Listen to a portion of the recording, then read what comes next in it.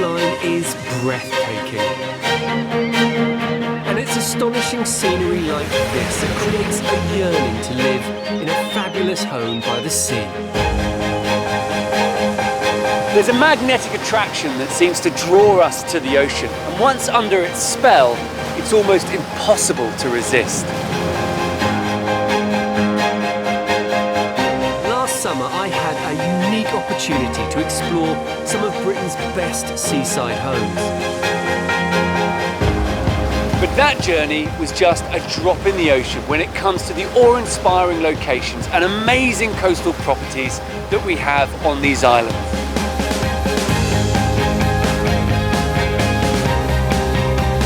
I'll discover how the elements helped shape the architecture of our seaside towns. Look at this!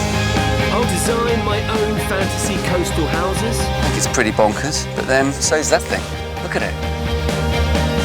And meet more people lucky enough to call our superb shoreline home.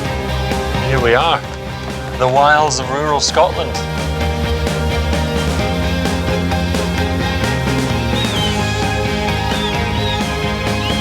Oh, yeah, that's pretty good, isn't it? Shall I get you a beer?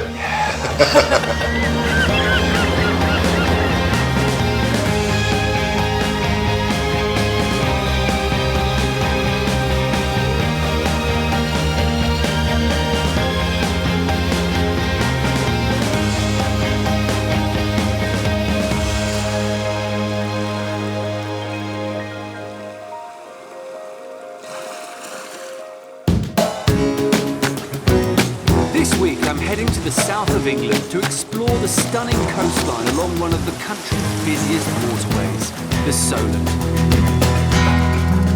Here, gleaming modernist homes perch on the shoreline. Great glass palaces soak up the sunlight.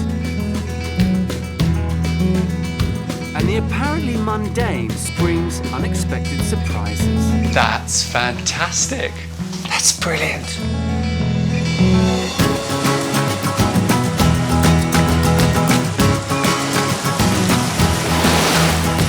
The Solent is one of the busiest and best-known shipping lanes in the world. From here, mighty warships and ocean-going liners set sail, while the best yachtsmen in the world battle it out for gold cups and glory. It makes it an epic and exciting place to have a home by the sea. Stretching for around 20 miles, the Solent separates England's largest island, the Isle of Wight, from the mainland. And in this part of the world, it seems everyone wants to be out on the water.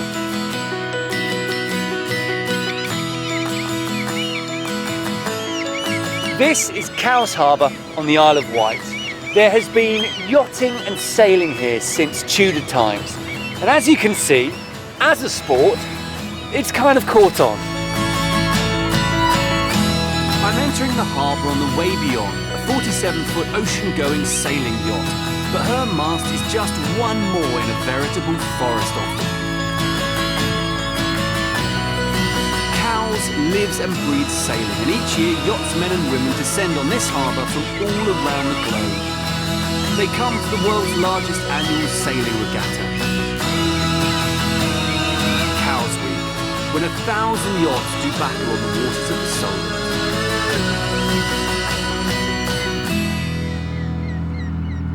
But before I dive head first into this island's maritime obsession, I'm heading away from the melee of masts to a more peaceful part of the island. Just 2 miles southwest of the popular tourist town of Ventnor on the island's south coast is the tiny village of St. Lawrence.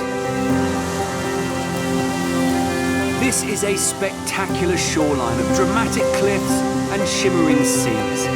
It's a fitting place for the first home on my hop around the island. A sparkling crystal palace set in a semi-tropical garden. It's home to award-winning artist David Firmstone and his wife Jean, who's a designer. Together they built this gargantuan glazed structure from the ruins of a Victorian greenhouse. was an old orchid house that was built in about 1880. Every rich person in the country during Victorian times had an orchid house. You couldn't have status if you were wealthy if you didn't have an orchid house. And this was one of the best of them. It had fallen down sometime before 1951, and we found that it had been on the market for 3 years and nobody had made an offer or anything for it. We couldn't believe it. When you bought it, what was here? Nothing at all, except downstairs. Downstairs. Very rough condition downstairs. It was just the basement of the orchid house. David and Jean saw the plot's potential, but planners insisted any new home should mirror its predecessor in style as well as footprint. So instead of orthodox exterior walls, there's this.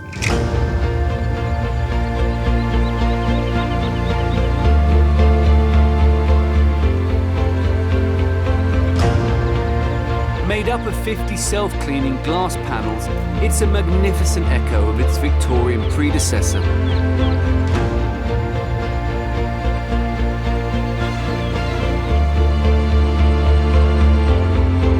Natural light floods into its cavernous open-plan spaces. And it's the quality of this light that helped artist David fall in love with the island.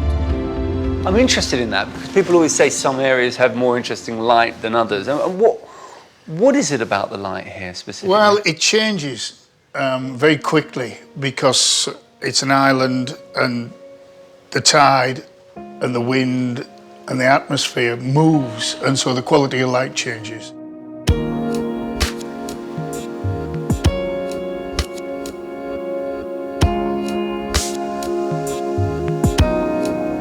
Where tropical species of orchids once flourished, there now stand equally exotic mementos from Jean and David's far-flung travels.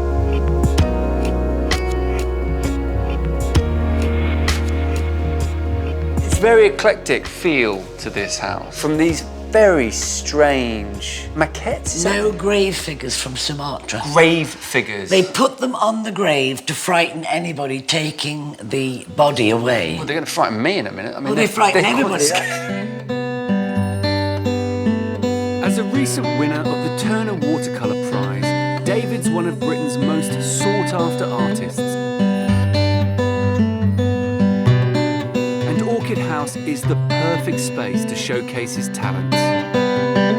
They're my paintings from Italy. We go to Italy a lot. We usually do a deal where we get a house for a painting, and so we stay there for a month because it takes a long time to do these very paintings. long time. I thought artists were supposed to struggle and suffer for their art. Everybody does in the beginning, and then occasionally It goes all right. It goes all right. But this home does have its intimate, more dimly lit spaces. What I also really like is that this is lovely and open and light, and then I can see into here with the red around the fire and the books. You know, this is much more homely and Yes. cosy and a winter space. And although this is a thoroughly modern home, reminders of its past life as an orchid house live on. A lofty boiler chimney towers over the garden. And the original basement, which once housed the boiler that heated the greenhouse, has been converted into studios, enhanced by a sparkling, classically inspired reflection pool. So this really was to get the sunlight in there and then bounce it into your studio. right. And Yeah. it does that. When the sun comes out, it does exactly that. I put the statues one morning in the pool when Jean really wanted them in the house. I went off shopping, and when I came back, the 4 marble pillars and the heads were there. In the pool. In the He water. struggled on his own to do You it. lifted those on your own? Yes. Yeah. And I know I only a little chap, but incredibly strong. strong. Yes. Iron will.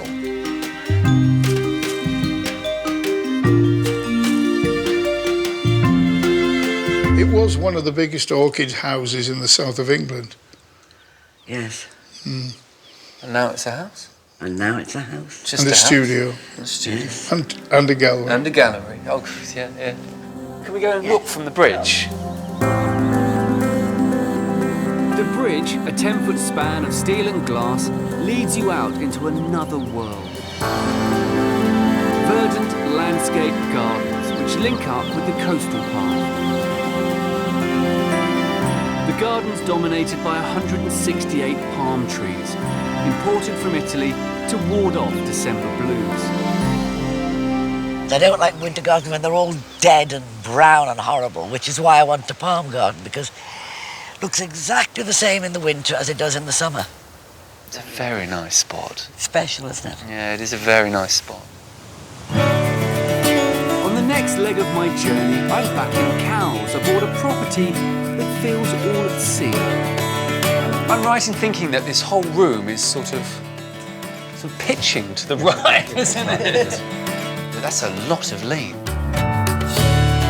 And I visit a stunning contemporary home that defies all architectural rules. That is fantastic. That's like House on a Stick, isn't it? That's one way of describing it.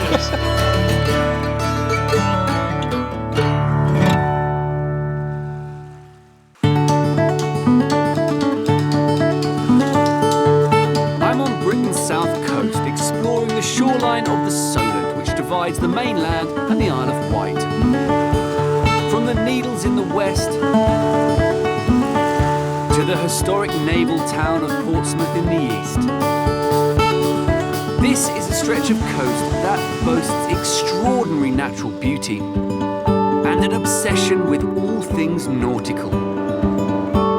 At the very northern tip of the Isle of Wight, divided by the River Medina, is Cowes, a town with sailing in its veins. There's a really eclectic feel to the waterfront here at Cowes, but it really tells you about the development of the town and partly about the development of this sport of sailing. You can see over here is the Royal Yacht Squadron, built on the site of a Henry VIII fort, and then a weird sort of what looks like an aircraft control tower on the top where I think they run up flags and keep an eye on races. Here you've got some 1930s, 1920s Art Deco, modern style building. It looks a bit like those wonderful early ocean-going liners. See, the one thing that connects everything here is boats and yachting.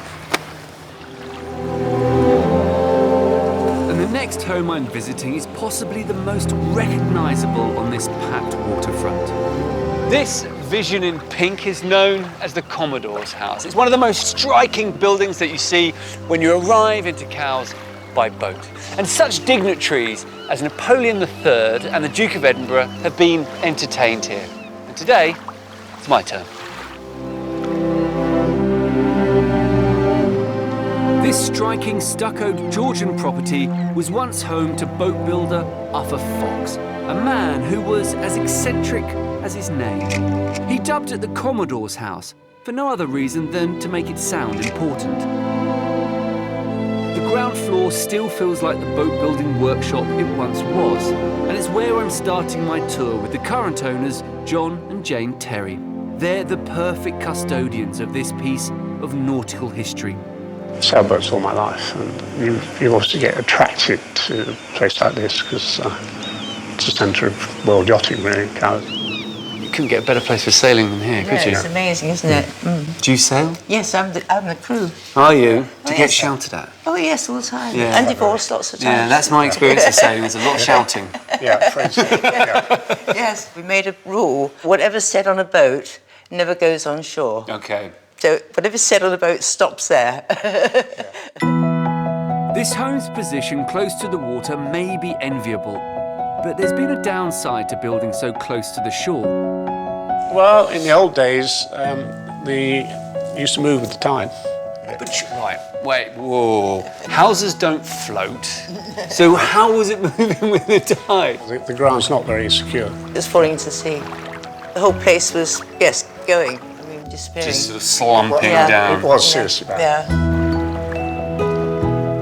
Arthur Fox loved this house, but he had a cavalier attitude to its stability. If a load-bearing wall or pillar was in the way, then it had to go. John and Jane could have sold it, but if you're a sailing fanatic, which they certainly are, you couldn't choose a finer location. So they addressed the subsidence by underpinning the entire building. It now sits on a reinforced concrete platform and is supported by a steel frame. And it seems to work. The house hasn't moved. Well, I'm not surprised. Look, look at the steelwork. Well, can we go and look upstairs? Yeah, sure. Yes, Brilliant. I think it's good.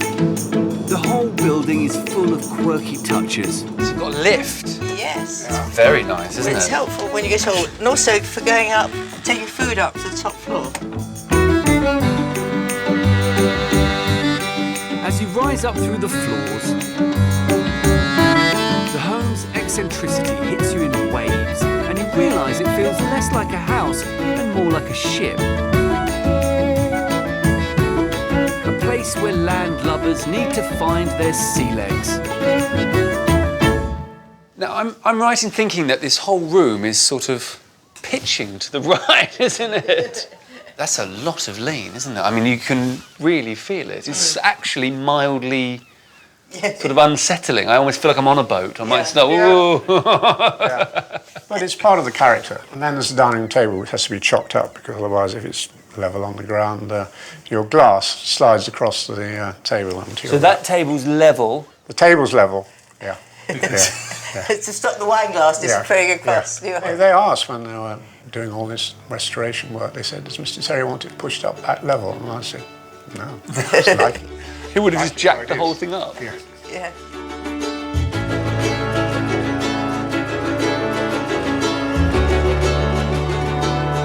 This is a wonderfully idiosyncratic home where things aren't always as they seem. This is a door, not a bookshelf. Correct. It's It's a door. It's a trick sort of Bedroom door. door bookshelf, is it? Yeah. They're wonderful, aren't they? Yeah. What have you got here? Corn laws, virtues of snuff. Yes. I didn't that's a think there were favourite. that many virtues of I snuff. know. It's a great title, isn't it? Meditations of a monkey. It's a good book. I'd love to read that book. And while the walls are somewhat skew-width, I do feel like I'm slightly climbing up a hill. Oh. one thing that is sorted is the sea view.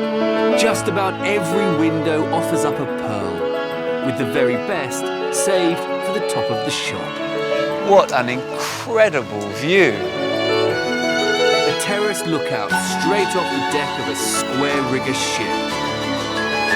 Oh, wow. That is fantastic.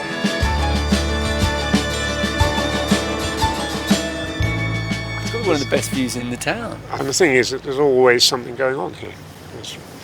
I watch the big ships going past.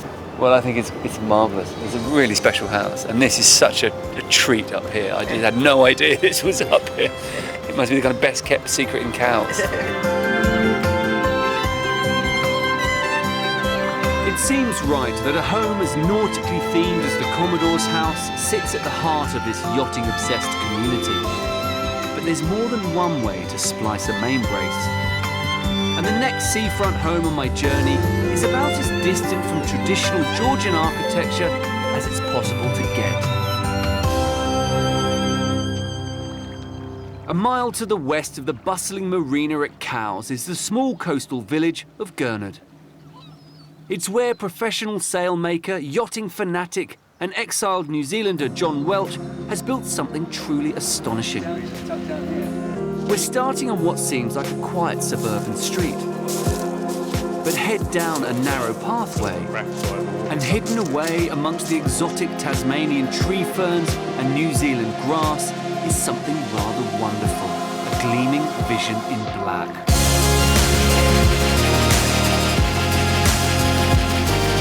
A two-storey box clad in cement board coated with high-gloss marine enamel. Standing on a steep slope within touching distance of the sea, it's a tall, stark and handsome architectural statement. So, what was the idea behind the colour? Because it's very striking. It's got a reflective quality. That's the idea on a sunny day. All the trees and the ferns and things will reflect off it. It is beautiful. It's a really sort of tranquil little site tucked away off that very suburban street. No, isn't it is. You wouldn't know it was here. The idea is it just kind of blends into its surroundings. We should go and have a look inside. Yeah, absolutely.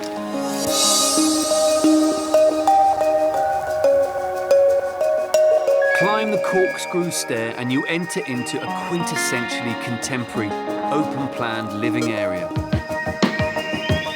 marvellous, luxuriously appointed space, drenched in light from the floor to ceiling glazing. All designed to make the most of a view that compares with the best on the island. That's incredible. I love the fact the glass runs at the full width. This 12-metre-long glazed strip seamlessly connects this home to the spectacular shoreline. Surprisingly close to the mainland. I thought that the Solent was pretty wide. I think it's about 2.5 miles across the other side there. That's And, 2 miles? Yes, that's 2 miles. It looks a few hundred metres. But you're obviously very sheltered because, I mean, it's quite unusual to have all of these trees around the house right on the sea. It really does feel completely isolated and it's surprisingly tranquil. It may be a fantastic piece of residential architecture, but John's home is also a marvel of modern engineering. Perched precariously on a tear-shaped column, it looks like it could topple over any minute. But there's method to this elegant pillar's madness. It contains piles sunk 30 metres through the ground's unstable soft upper layers, deep into more stable bedrock. It's just really working around the site. So this whole site is clay. So by going down 30 metres, you get enough friction and enough support to hold this vast weight. Exactly. I want to look at this foundation Yeah, solution. look at that. That's No incredible. problem. Like that amazing bit of geometry and sort of balancing the whole building. Yep. Spiral stairs, fantastic, and this plasterwork, it's like walking down a giant drill bit. The feeling of drilling down is appropriate for the building, because it's not until you're beneath it that you can really appreciate what an extraordinary feat of engineering this home is.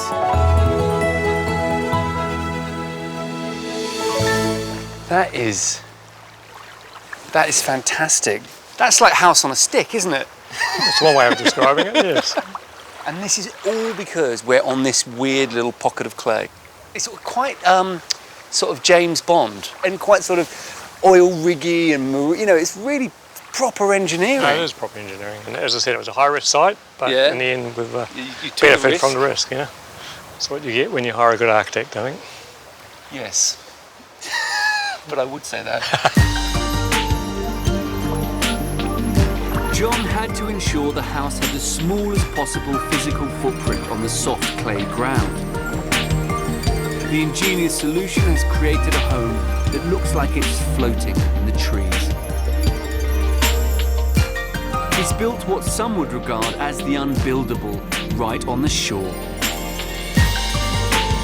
And his family, particularly daughters Margot and Isabel, love to call this their home.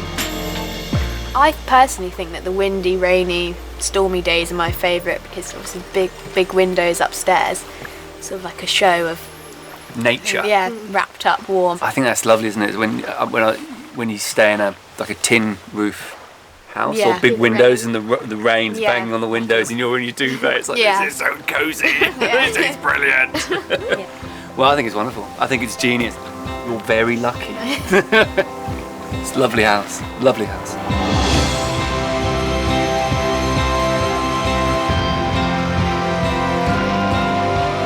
For the next part of my journey, I head to Hampshire. I'll discover what life was like on a Victorian Solent sea fort that's still solid as a rock 150 years after it was built. Life would have been pretty grim. Tours of duty up to 6 months, and the army deliberately employed soldiers they knew couldn't swim. And find out how a tea tycoon's sailing ambitions gave rise to an architectural gem right on the waterfront. Very hard to move from here. How do you replace this? It's your dream home. 50 metres from bed, into a boat and off. Oh, yeah, That's a nice way to spend a day.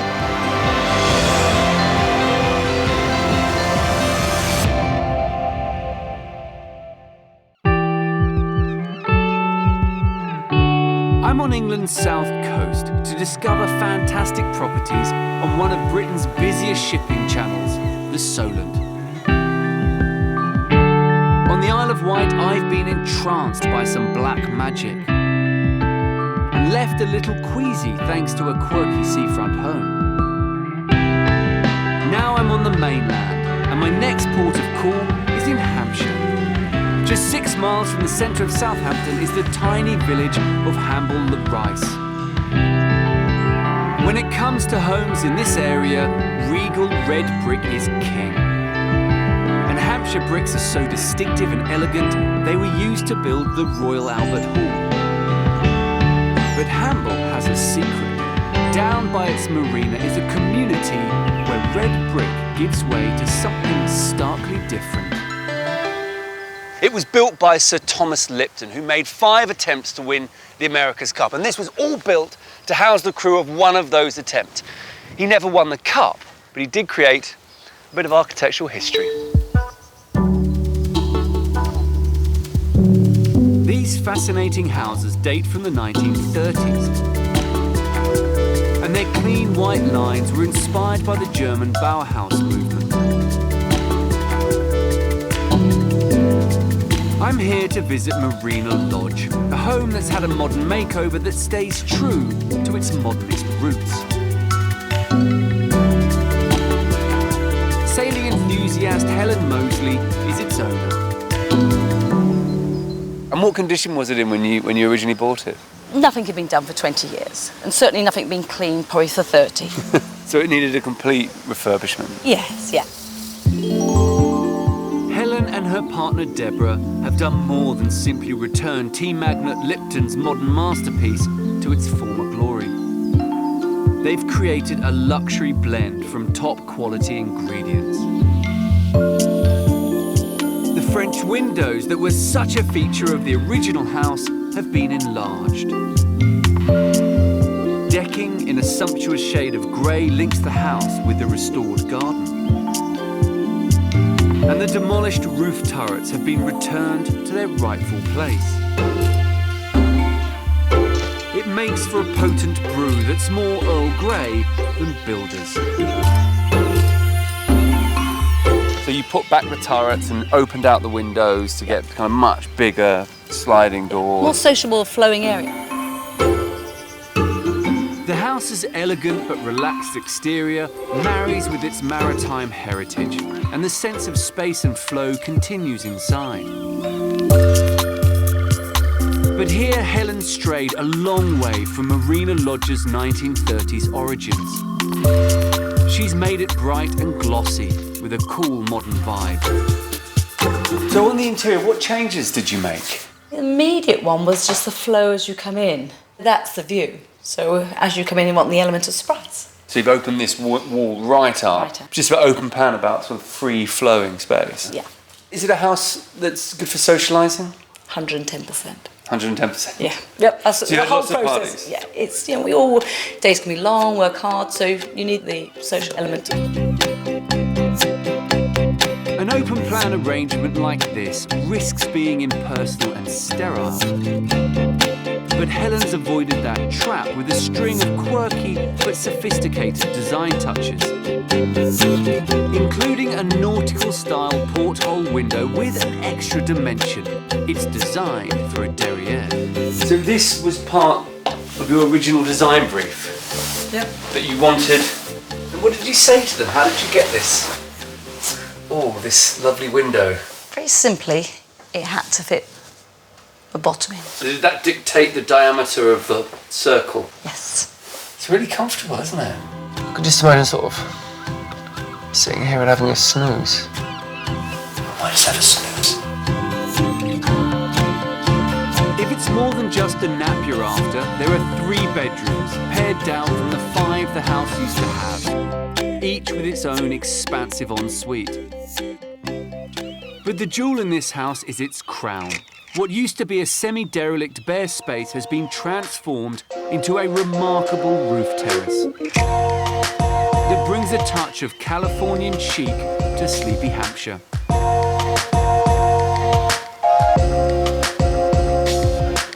I suppose this is the benefit of a flat-roofed house, is you get this space. Yeah, additional. And a great view of the marina.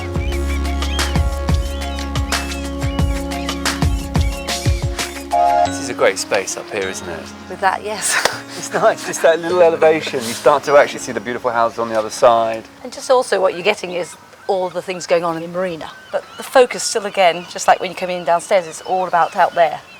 And, you know, as the day goes on, change of weather, also with the tides, the water will drop. So you'll never think it's a dull day because people are going about their ventures. So you're just a part of it, but just observing from, you know, from up here or downstairs. I mean, do you have plans to stay here for the long term? Very hard to move from here. How do you replace this? It's your dream home. You know, your sailing's there. 50 metres from bed, into a boat and off. Yeah, That's a nice way to spend a day. No day's ever the same on the water. Well, it's lovely. I think it's lovely.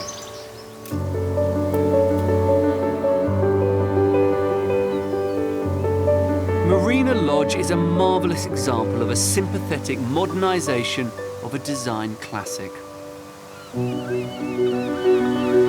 This once humble home is once again a perfect place to live if you love messing around in boats.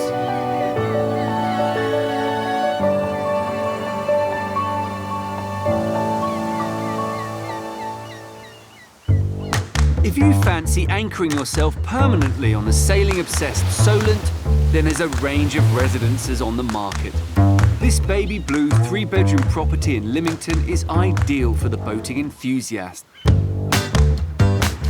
It's tucked between 2 yacht clubs and has views out to the Solent.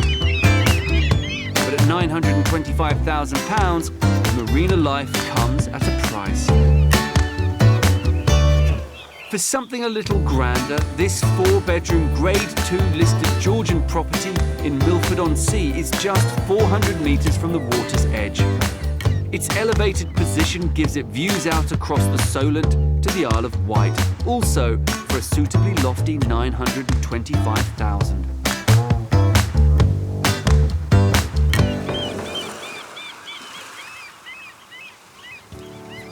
And finally, if only a life on the actual water will do, how about this? A 4-bedroom houseboat. This former Thames barge is now moored permanently at Old Bursleden near Southampton. To skipper this beauty, you'll need to part with £350,000 before you're piped aboard.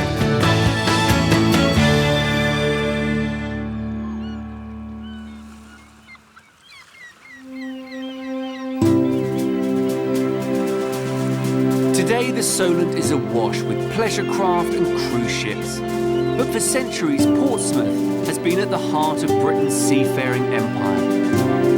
It was from here that Lord Horatio Nelson's Victory set sail to crush Napoleon's fleet at the Battle of Trafalgar. And where forts and gun batteries still proudly stand guard on the surrounding coastline. Solent has been an incredibly important strategic stronghold for the British Navy. Portsmouth here was the most heavily defended town in Europe during the 19th century. And you can see here these fortifications either side of the harbour. But it also included some forts sat out in the middle of the Solent to defend the land from sea attack. And it's to one of those forts that I'm going to now. Situated just a 30-minute jaunt from Portsmouth Harbour, the firepower of Spitbank Fort protected the town for almost a century. But today its mighty guns are silent, and this granite fortress serves a far less intimidating purpose as a luxury hotel. Guests pay up to £1,000 for a night of splendid isolation in one of its armour-plated rooms. Spitbank Fort, thank you very much. And I'm here to meet the man who gets to call this Victorian marvel home, General Manager Dom Holmes. So it sits on the seabed? On the seabed. So divers would have come out on barges and huge concrete and granite blocks and literally positioned them and building it up from there.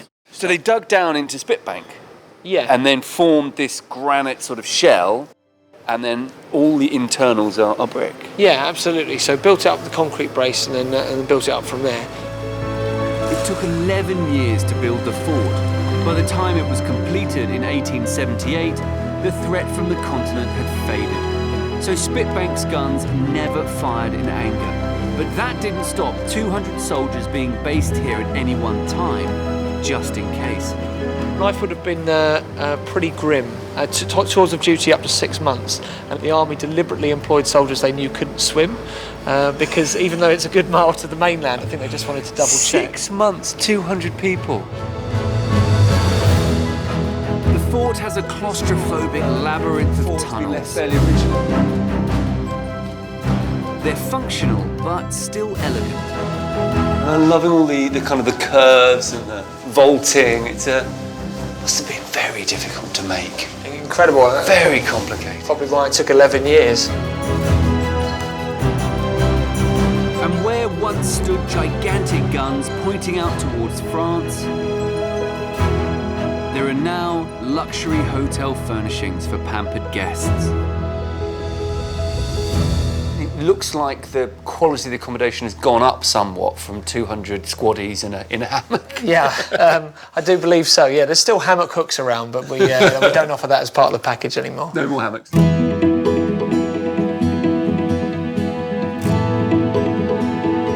It's obviously had a multi-million-pound makeover, but the building's original purpose remains clear. Look at that view. And it's still the perfect place to spot the occasional reminder of Britain's military heritage. This really is a unique place to live and work. What's it like spending, well, your working days here? It's awesome because you spend 5 days out of 7 out here in the middle of the Solent on your own little private island, so it's perfection. Oh, I love it. I think it's fantastic, absolutely fantastic.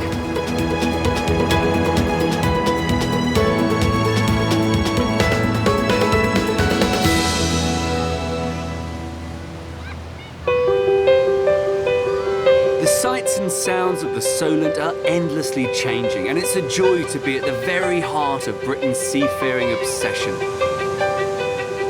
But for the final leg of my journey, I'm seeking out an altogether more tranquil location. A beautiful stretch of coastline where I'd love to design my own beachfront home. And actually I think that, is a piece of water watching. It doesn't get any better than that. And on a day like this, it is very, very beautiful.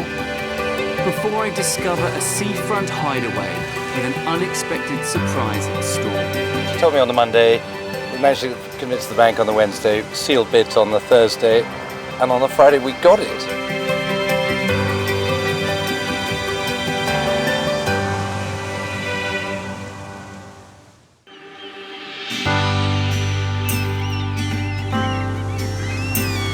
I'm on the final part of my trip around the Solent on Britain's beautiful south coast. I've visited some stunning homes that have a grandstand seat to watch the thousands of yachts and ships that crisscross these waters. And if I had the opportunity to build my own home, I think there'd be no better place to sit and enjoy the view than the exquisite shoreline here at Meon, where the Solent meets Southampton water. I think this would be an incredible place to build a nice little house. But I didn't want to do something that just looked like a boat. It seemed a bit obvious. But what I've really enjoyed seeing and seen a lot of is these kind of seas of masts that you get around the marinas. So that's my sort of inspiration. Floating above the cliff, my fantasy home would be a simple box supported on a forest of mast-like columns. Some of the columns would continue through into the living space and beyond to pierce and support the roof. It's incredibly, I think, dramatic on this hillside to suddenly get this beautiful little forest posts. The key to this house would be its huge panoramic windows, soaking up the sights of this busy shipping lane. The entrance would be via a bridge at the back, but you'd be immediately drawn forward to the water. Throughout the whole day, you've got this wonderful viewing platform to watch the magnificent drama of the activities in the Solent unfolding in front of you. And so, of course, there'd be a little flag, because they like flags down here, in these parts. And actually, I think that, is a piece of water watching. It doesn't get any better than that.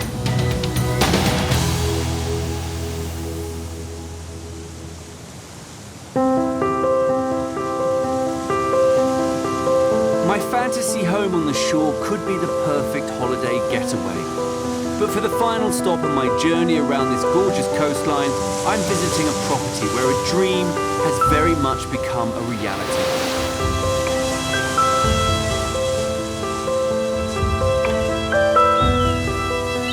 Just a few miles south of Chichester at the mouth of its harbour is the tiny village of West Wittering. It's a wonderful spot to sit and absorb the sights and sounds of the shoreline, to watch the hypnotic dance of the waves as the tide creeps in. And that's official because this place has been designated as an area of outstanding natural beauty. When you come down the coast here past Chichester, the character slightly changes. It becomes more beachy, more about kite surfing and windsurfing than yachting. And it's this laid-back vibe and the chance to buy a very unusual property that attracted Kate and Nigel Barton down here.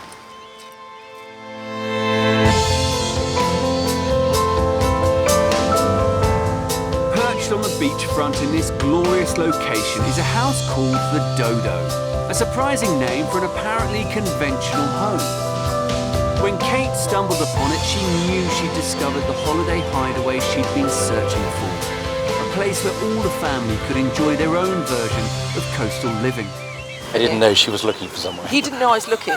I told him, but he says he didn't remember. Anyway, so I ring him up and I say, I found it. And he goes, I found what? So I said, I found the house. He said, what house? Please come and look at it. He said, we haven't got any money. There's no way. So please, just look at it. And if you don't like it, I promise you I won't say anything. That was a lie. So we come down here on the Wednesday and he stands on the terrace of the house and he goes, wow, I see what you mean. I'll ring the bank. We'll borrow anything to get it. She told me on the Monday, we managed to convince the bank on the Wednesday, sealed bids on the Thursday, and on the Friday we got it. We should go have a look inside. Great. I've visited plenty of unusual properties, so it takes a lot to impress or surprise me. But the Dodo conceals a genuine bolt from the blue. Enter the house through the pretty but unremarkable rear courtyard and prepare for the unexpected. That's fantastic.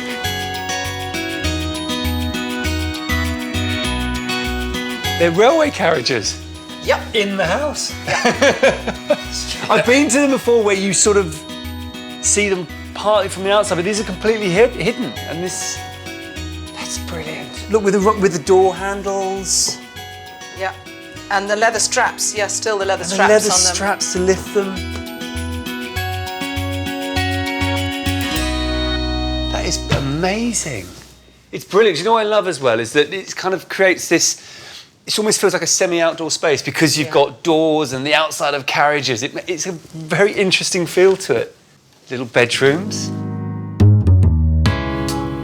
Disused carriages from the Brighton and South Coast Railway were brought here in the 1920s and sold as beachfront holiday homes for 21 guineas. Over the years, they've been incorporated into larger properties with roofs built over them. Kate and Nigel's new acquisition was in a terrible state when they bought it. The planners were sympathetic and gave them the option of tearing it down. But the carriages were such an extraordinary design element, they were determined to save the Dodo from extinction. So they simply gutted and repainted it. It was quite difficult to work out how to give the rooms privacy and not block these windows off. So they've got film on them. So we put film on them. But that's all you need, isn't it, really? When you're down on a holiday at seaside, just a place Drawers to under put the your bed, head. yeah. Drawers under the bed. Yeah. Good read. Job done. Exactly, exactly. And then all the living and dining and everything goes on in here. And I suppose you've got an endless sort of entertainment of people mucking about on the water. And I'd rather watch that than watch telly. You know, I just love watching the life out there.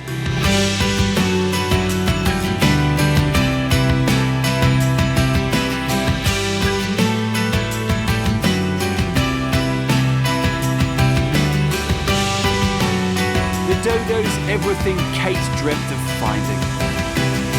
It's just an hour's drive from the main family home, and when the pressures of the modern world threaten to derail life, this is the perfect place to steam off to and get back on track.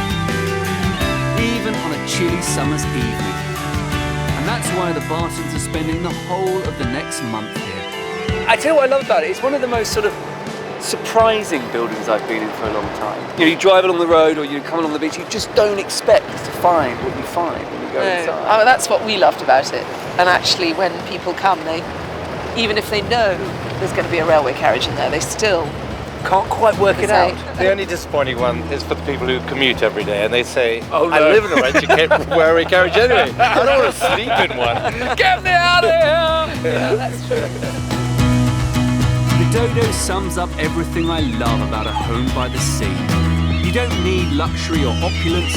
All that really matters is the chance to create magical memories in a truly magical place. A lot of people move to the coast seeking peace and tranquility.